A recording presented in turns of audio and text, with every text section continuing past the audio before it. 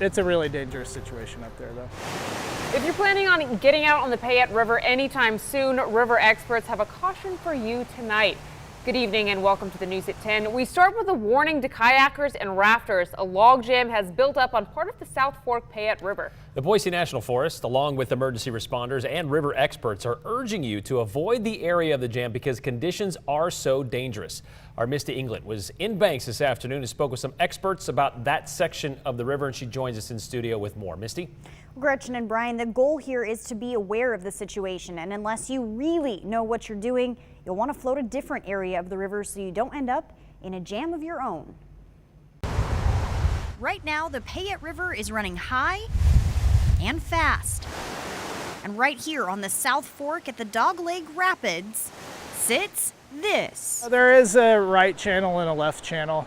The left channel is the one that has the log jam actually in it. This rapid comes out of the Bronco Billy Rapid. It's class 3 and 4, so it's bigger rapids. Which Phil White, owner of Bear Valley Rafting, says is not built for the inexperienced. Right now with the higher water, it is, a lot of the currents push into that corner.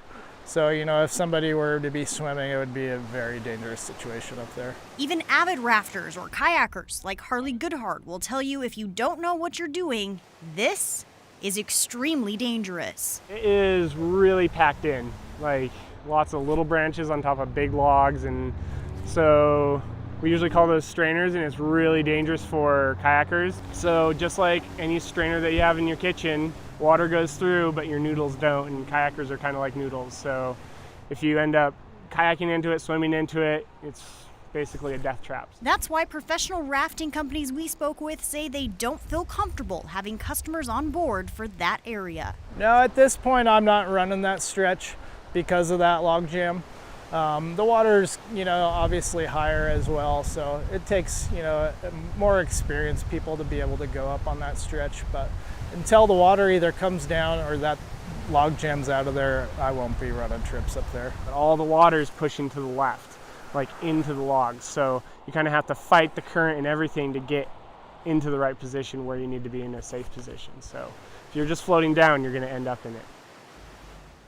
Now, I also spoke with Idaho Whitewater Unlimited, and they told me the same thing. They aren't running trips on that stretch right now either because of the dangerous conditions.